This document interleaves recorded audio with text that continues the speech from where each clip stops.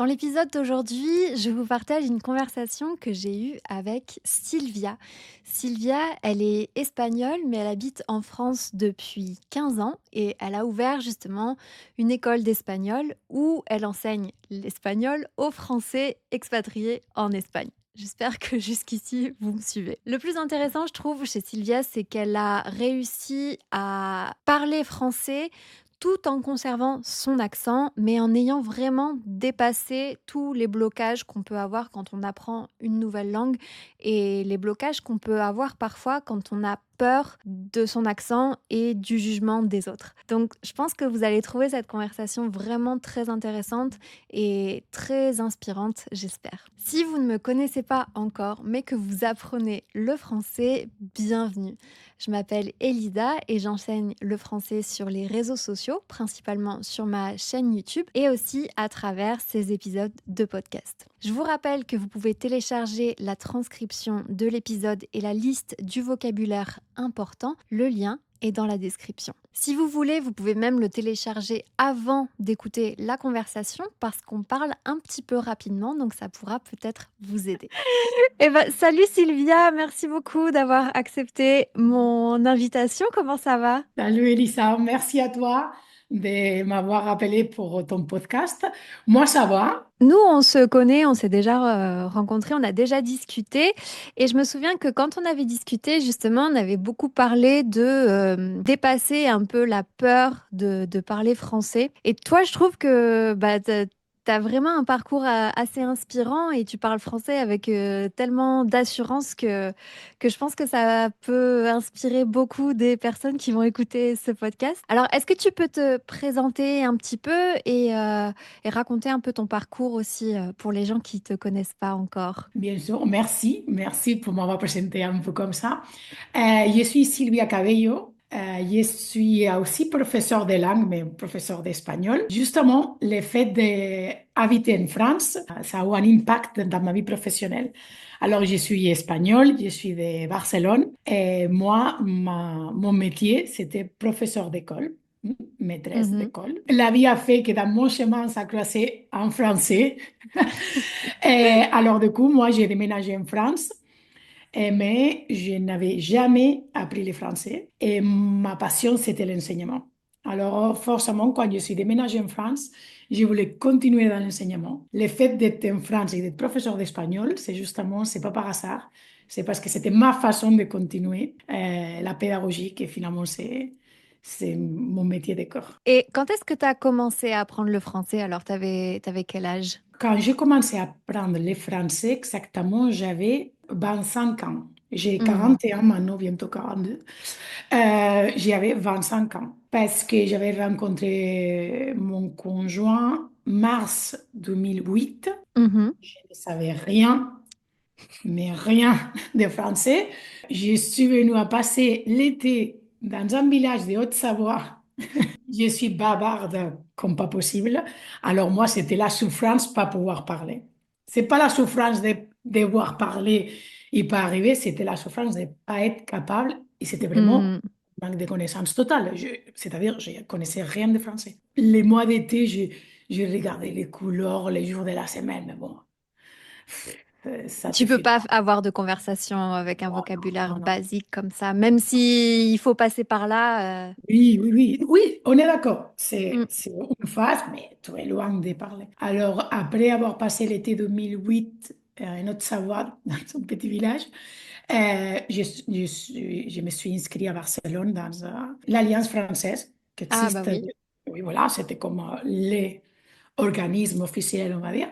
Et j'ai fait pendant 9 mois, 3 heures par semaine de cours de français. Ça a été la rencontre en mars et en septembre, c'était cours de français intensif tout de suite. Oui. Et entre-temps, beaucoup de pratiques, pas seulement en cours, Mhm. parce que j'ai fait ces voyages chaque 15 jours en France, forcément. En plus, je ne suis pas timide, alors c'est-à-dire les choses que j'apprenais à niveau scolaire, bon, c'était pas à niveau scolaire, hein, c'était une méthodologie super, mais les choses que j'apprenais en cours, je les mettais en pratique tout de suite, j'attendais rien. Mhm. Alors, Ah ouais, ça a ça c'est fait que génial.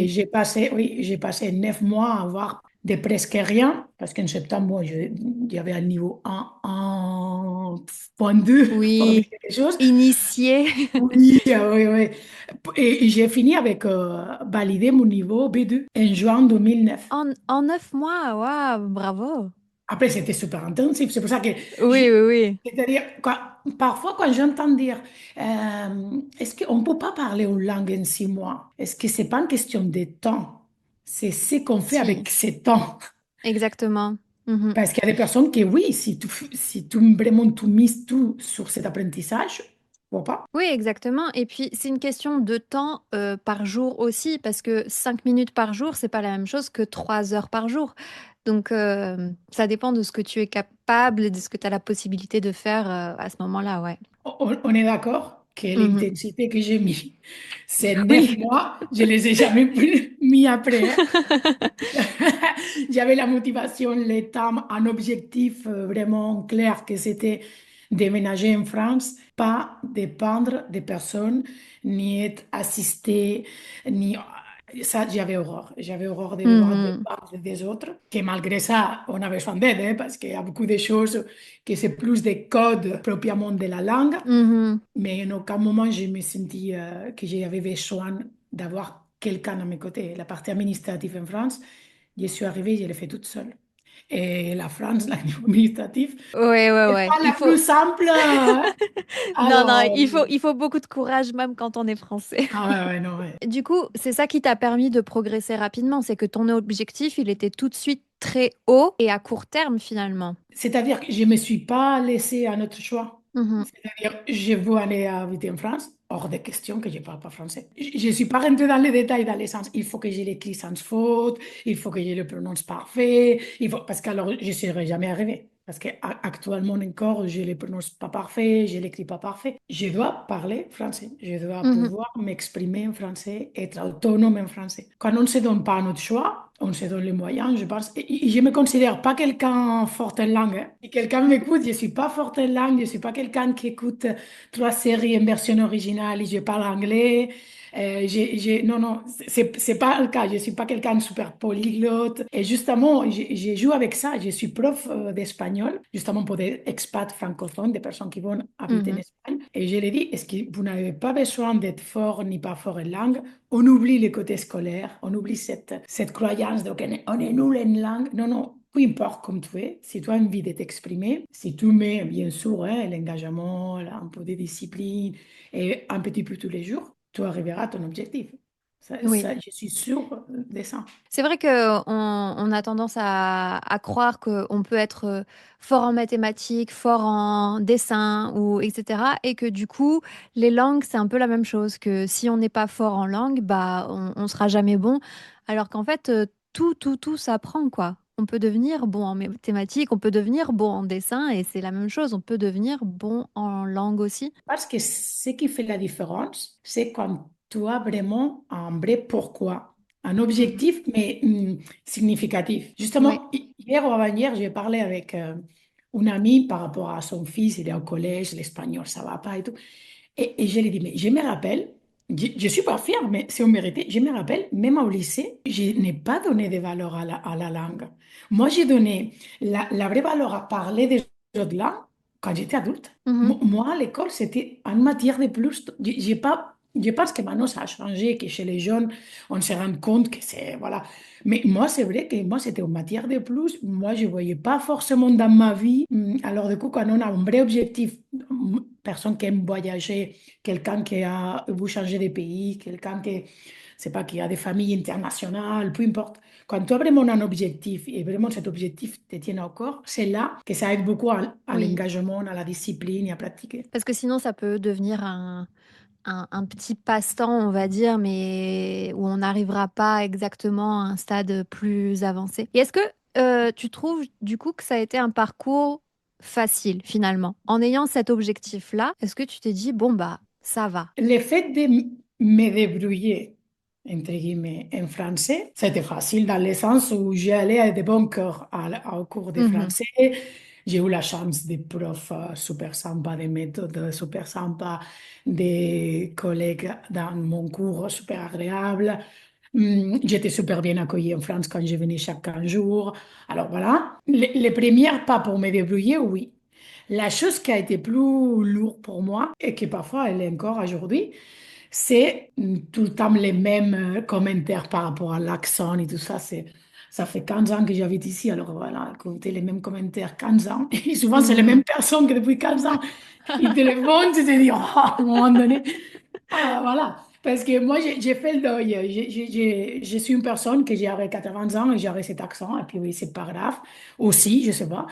Mais écoute, il y a des personnes qui me comprennent facilement, des autres qui ont plus de mal. Parce que après, peut-être moi, avec le temps, il y a des choses qui vont changer. Il y a des choses qui peut-être pas. Mais parfois, c'est que c'était plus lourd, si. C'était peut-être les commentaires. Et une chose qui me dérange énormément, c'est que quelqu'un ne me prenne pas au sérieux par rapport à mon accent. Parce que, wow, si c'est la rigole, mais parfois tu veux dire quelque chose de sérieux, tu veux dire, et c'est quelqu'un qui, pour faire les rôles de qu'il est drôle, il veut t'élever l'autorité ou l'importance de ce que tu dis par rapport à l'accent. Déjà, je trouve super violent et super désagréable et pas juste. Ouais, Et ouais, je peux imaginer que ça soit le cas. Souvent, en plus, dans l'imaginaire des Français, j'ai l'impression que l'accent espagnol, justement, c'est un accent que des comédiens ou des humoristes et tout ça, ils aiment bien imiter, justement pour apporter un côté un peu drôle.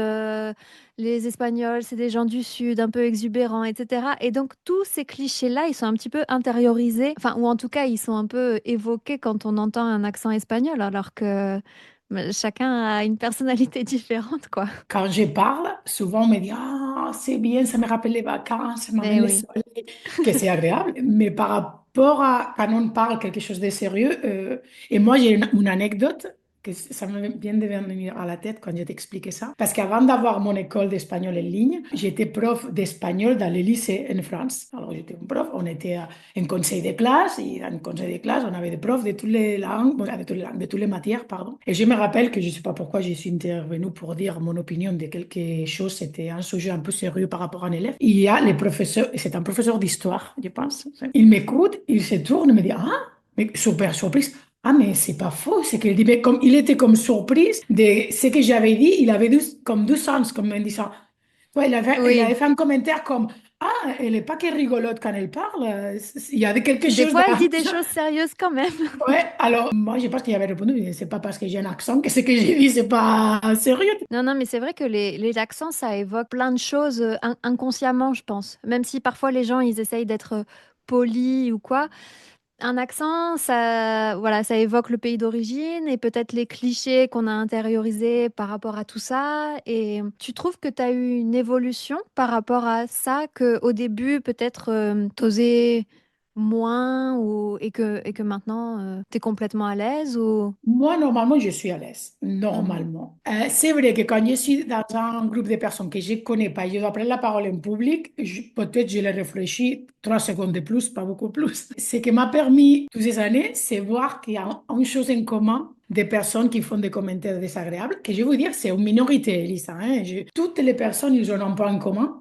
C'est des personnes qui parlent que sa langue maternelle. Eh oui, eh Il n'y oui. a aucune personne qui a passé déjà pour tous les processus d'apprendre une autre langue, de devoir vivre dans une autre langue ou s'exprimer dans une autre langue, qui ose à te faire cette remarque ou en tout cas à te mettre en évidence devant les autres par rapport à ça. Et cette Mhm. caractéristique, c'est tout le temps. La Ouais. personne qui me fait ce genre de commentaires, nanana, c'est la personne qui sait s'exprimer, Ouais, qui c'est vrai que j'y avais pas maternelle. pensé forcément, mais ouais, ça me fait penser à une citation que j'aime beaucoup qui dit que un accent c'est pas une faiblesse, c'est une marque de courage. C'est quelqu'un qui ose justement faire quelque chose qui en dehors de sa zone de confort, que les autres vont peut-être juger. Alors pour toi, j'ai l'impression que c'est on va dire entre guillemets plus facile à l'aise à l'oral parce que tu as une personnalité où tu dis justement que tu es un peu bavarde et que tu aimes bien parler, etc. Mais est-ce que tu aurais des conseils pour les gens pour qui c'est plus difficile, qui ont vraiment peur qu'on les juge sur leur façon de parler, sur leur accent? La première, justement, que regarde, justement, quand ils vont avoir quelqu'un qui les fait un commentaire, c'est souvent des personnes qui maîtrisent que sa langue maternelle. Deuxième, souvent, il n'y a pas longtemps, justement, j'ai parlé avec une cliente qui avait peur de le jugement des autres Français quand il entendait à elle parler espagnol. C'était même pas par Ah, rapport à l'espagnol. ça Alors, m'étonne pas. et je l'ai dit, ouais, et la chose que j'ai dit, mais c'est qui vit ta vie? C'est qui le personnage principal de ta vie? C'est finalement, à la fin d'une journée, l'opinion de cette personne dans ta vie, quel impact il devrait avoir? Jusqu'à quel point cette personne, elle est importante dans ta vie? Parce que sinon, là, finalement, c'est les autres qui maîtrisent notre vie, parce qu'on parle de l'accent, comme on pourrait avoir de notre physique, comme on peut parler des mille choix qu'on fait dans la vie. Alors, si on les donne les pouvoirs à des personnes qui sont insignifiantes pour nous, alors là, on est vendu, comme on dirait en espagnol. Alors, on est partout. Je sais que c'est plus facile de le dire que le faire. Ça dépend si ce jour tu es fatigué, tu es sensible. Il y a beaucoup d'éléments qui rentrent en jeu. C'est sûr que moi, en fin de soirée, un peu énervé et moins drôle, je te sors une réponse pas agréable, hein. C'est Mhm. sûr et certain. Mais bon, il y a parfois que je dis rien, il y a parfois que, écoute, je sors et je taquine un peu aussi. Ouais, ça dépend. Mais c'est-à-dire que si ils ont fait le choix d'apprendre le français avec un objectif, je ne sais pas lequel, qu'ils pensent que l'objectif, il est plus important que l'opinion de cette personne. Mais c'est marrant ton anecdote sur la celle qui avait peur du regard des autres Français, parce que ça c'est quelque chose bah, de très français je trouve, ou en tout cas je sais pas si ça se passe à l'étranger, mais en France, je me souviens dans les cours d'anglais ou les cours de langue à l'école, il fallait pas avoir un accent trop fort en espagnol ou en anglais, sinon tous les autres élèves se moquaient de toi. Mais si tu faisais l'effort d'avoir un bon accent et on disait que bah t'en faisais des tonnes pour que le prof t'aime bien, pour être le meilleur de la classe, etc. Et c'était pas très bien vu non plus en fait. Donc il faut trouver. Et donc c'est quelque chose avec lequel on grandit aussi à cause de l'école justement, où on est dans des groupes où souvent les enfants se jugent entre eux quoi. Et ça, c'est assez français, le côté Ouais. auto-exigence. C'est pas un côté méchant vers les autres, c'est qu'il y a un niveau d'auto-exigence générale. Alors, forcément, c'est vers moi, vers les autres. Et parfois, on ne se rend pas compte que justement, ça crée l'effet contraire. Oui. Parce que ça te coupe les ailes plutôt que de te donner de C'est l'élan. ça. Ça te bloque parce que tu te dis, c'est soit la perfection, soit rien.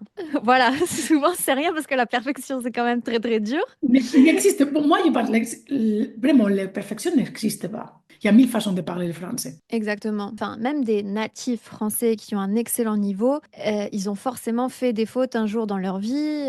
Donc, il y a pas de perfection atteignable, quoi. Le côté plus culturel maintenant, parce que donc, tu m'as dit que tu étais en France depuis 2009, c'est ça? Non. Ouais. Si. Si, si, si, si. 2009. Alors, est-ce qu'il y a des choses qui te manquent de l'Espagne? Ce qui me manque plus de l'Espagne, après, c'est pas forcément qu'on ne peut pas les trouver en France, mais ça dépend dans quel coin de la France on est. Les heures de soleil, moi, me manque, c'est plus de soleil. Et c'est le côté de vivre dans la rue, carrément. Ouais, ouais, L'Espagne, ouais. on vit dans la rue. Et il ne faut pas les malinterpréter, c'est-à-dire tout se passe dehors. Même on ne s'invite pas les uns à les autres à la maison, mais c'est pas parce qu'on ne s'aime pas, c'est parce qu'on va faire rendez-vous dans un resto, dans un endroit. Ça va être toujours dehors. Un café dehors, même aller tout seul avoir un café, ça se fait tout le temps. Et dans certaines villes en France aussi, mais c'est ce côté tout le temps dans la rue et parce que je veux. C'est pas parce que je suis au boulot, j'ai pas le temps, mais c'est pas dans ce côté pressé, non? Alors ça me manque, cette culture d'être dans la rue, dans les bars, surtout. Moi, un Oui, café dans un bar, j'adore. Et là, j'habite dans un village où il n'y a aucun commerce, aucun bar. Alors là, je suis en manque. Ça, c'est le côté que ça me manquerait le plus, ouais. oui, oui. En plus, j'imagine, si tu es en Savoie, c'est ça, hein? Haute-Savoie. Haute-Savoie. C'est encore plus compliqué parce que en hiver, c'est très enneigé et tout le monde reste vraiment au chaud à la maison, quoi. Tout le monde, je sais pas, mais moi, c'est psychologique. Je vois tout la neige, je reste chez moi. Alors, Ah c'est oui. vrai que moi j'ai un petit blocage là-dessus aussi. Ouais, ouais, non, mais je comprends. Moi c'est pareil, hein. J'ai grandi dans le sud-est où on a tout le temps le soleil. J'ai essayé de vivre dans plein d'autres endroits en France, mais impossible. Et est-ce que, au contraire, il y a des choses qui te manquent de la France quand tu rentres en vacances en Espagne, par exemple? Ce que j'apprécie de la France, si j'aimerais, si je pourrais faire un enmig Oui, voilà. de les deux pays. J'ai l'impression qu'en France, une façon d'apprécier et de donner la vraie valeur à l'éducation et à la culture qu'en Espagne, il y a moins. Je dis de façon populaire, je ne parle pas des organismes ou pas, sinon de façon populaire parfois, c'est côté poli, c'est côté donner certaines valeurs à certaines choses. J'apprécierais qu'en Espagne, ça existerait aussi. Est-ce que tu parles plus de la culture générale ou la La culture politesse? générale, je te parle de toute la culture générale, les études, mais pas forcément les études à niveau d'avoir un titre universitaire, un certificat, non. De se former, apprendre, la passion pour s'améliorer dans ce sens-là. Hmm. C'est une partie, ouais, toutes les choses ont un côté positif et négatif. On vient de dire avant qu'il y avait un niveau d'auto-exigence chez les Français qui n'existe pas en Espagne. Alors, ça donne les côtés A des contacts des Espagnes, c'est bien, mais toute pièce a deux côtés. Et l'autre côté de la pièce, c'est que oh, parfois, écoute, se mettre un peu au sérieux et faire Oui. des choses comme il le faut, si je peux le dire comme ça serait pas mal. Ça, c'est une chose que j'apprécierais qu'en Espagne existe, que je pense pas qu'existe. Alors, je dis toujours que mon bon équilibre, ça ne me dérange pas du tout habiter en France, mais j'ai besoin d'aller souvent en Espagne. Mais je suis Mhm. consciente que je ne sais pas si je pourrais habiter 100% non plus en Espagne maintenant. Bah, c'était ce que je voulais te demander maintenant, justement. Si tu devais choisir un pays où vivre, ce serait la France ou bien peut-être l'Espagne? Enfin, si je dois choisir comme ça, maintenant je suis là, ma famille est là, j'ai créé ma Oui, tu as famille tout là, je suis construit en France ici.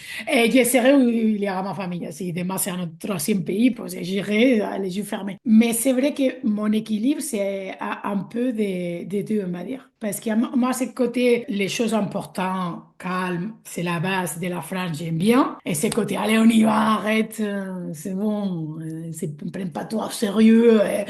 Pas besoin de faire une réunion pour toutes les décisions de ta vie. De l'Espagne, ça me plaît aussi. Je suis très d'accord parce que je trouve que c'est pas toujours bien quand on essaye de dire le meilleur en ceci, c'est tel pays, le meilleur en ceci, c'est tel pays. Je trouve que c'est bien d'apprécier les bons côtés de chaque chose et de pas toujours vouloir faire des classements, ce qu'on fait beaucoup, je trouve. Mon sentiment actuel, et ça fait des années que je l'ai, je me sens l'éternelle étrangère. C'est-à-dire, en France, je suis l'espagnol, mais pour Hmm. la blague, bien sûr, en Espagne, je suis la française. Mes copines, là, c'est la française. Et même parfois, quand je me présente, que moi-même, je me fais rigoler. Et ça t'arrive quand tu rentres en Espagne de dire ah, comment on dit déjà ça en espagnol et c'est le mot français qui te vient? Ce qui m'arrive souvent, mes copines ils me disent, mais qu'est-ce que tu fais? Parfois, j'ai des onomatopées, des bruits, on va dire, un Ah. peu à la française, qui en espagnol, ça ne veut pas dire la même chose. Et alors, toi, en français, pour la surprise, parfois, on fait... Oh Mhm. et ça, pour en espagnol, ça serait vraiment que j'ai eu peur pour quelque chose. Alors, du coup, parfois, je les fais et mes copines me disent, qu'est-ce qui t'arrive? Qu'est-ce qui se passe? Te passe.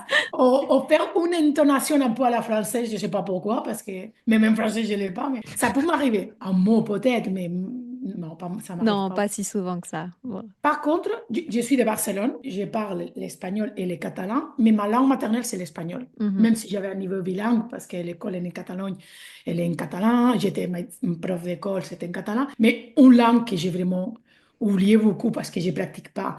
Et quand je suis dans un restaurant, je dois réfléchir 1000 fois et dans la phrase, je sors un mot en français, c'est avec les catalans. Et Et là, oui. j'ai la honte, parce que je dis, c'est pas possible comme j'ai perdu, mais j'ai perdu énormément. Non, plus, moins on pratique, plus on oublie, hein. Oui, forcément, C'est il n'y a pas de toujours comme mystère. ça. Et pour terminer, j'ai deux questions. La première, c'est est-ce que tu as une expression ou un mot préféré en français? Une expression que j'aime, c'est pas si c'est une expression en phrase connue, c'est le jus, ma pauvre Lucette. C'est une publicité, je pense, non? C'est Oui, ça? c'est ça l'histoire en fait. C'est que c'était une publicité pour le loto. Alors, j'explique pour ceux qui nous écoutent. C'est une publicité pour le loto où en fait c'est un couple de retraités on comprend qu'ils ont gagné au loto. Donc ils ont beaucoup d'argent et ils ont un globe terrestre qui font tourner en mettant leurs doigts un peu au-dessus et ils l'arrêtent au hasard. Et ils s'arrêtent sur, je sais plus quel pays, mais on va dire les Bahamas. Et donc, on entend le mari qui dit, bon, les Bahamas. Et sa femme derrière qui dit: «Ah encore?» Et il lui répond: «C'est le jeu ma pauvre Lucette». Mais cette phrase, ça me fait trop rire. C'est le jeu, ma pauvre Lucette. Ah mais ça faisait longtemps que je l'avais pas entendu. Et ma deuxième question, c'est est-ce que tu aurais une, recommandation culturelle? Comme c'est culturel et la comédie, ça fait partie de la culture. Moi, il y a une comédienne française que j'aime beaucoup, c'est Florence Foresti. Ah oui. Et surtout, j'aime bien plutôt les dernières années, plus que ses débuts. J'étais là voir son dernier spectacle. Il est à mourir de rire. Et moi, c'est un humour que j'aime bien, ça rend direct, ça Moi c'est... aussi, j'aime beaucoup J'aime bien. Foresti. C'est vrai que peut-être il faut un niveau, il faut être à l'aise avec certaines expressions colloquiales, on va dire, ou familiales. Ça va vite, ça joue avec les mots, mais c'est rigolo. Oui, ouais, ouais. C'est vrai qu'il faut un très bon niveau pour tout comprendre, mais avec un niveau, on va dire, B2 déjà, on comprend déjà beaucoup de Alors, choses c'est- et c'est un bon moyen de progresser, découvrir la culture, ouais, c'est Mhm. une très bonne recommandation. Et ben, je te dis merci beaucoup, c'était un plaisir. Merci à toi, Elise. C'était super sympa venir à ta petite maisonnette de digital aujourd'hui avec toi. Que un jour ce sera en vrai, mais c'est vrai que tout se passe beaucoup en ligne. Bah, merci beaucoup Sylvia en tout cas et à très bientôt. Ciao, ciao. Merci à tous d'avoir été au rendez-vous. J'espère que vous aurez trouvé cette conversation très inspirante et que vous aurez un peu plus confiance en vous au moment de parler français. N'hésitez pas à télécharger le PDF qui contient toute la liste du vocabulaire important de cette conversation et même un quiz de compréhension pour continuer à pratiquer. Si vous avez aimé l'épisode, n'hésitez pas à me laisser 5 étoiles ou bien à le partager à quelqu'un qui apprend le français, peut-être un ami espagnol. Et je vous dis à très bientôt.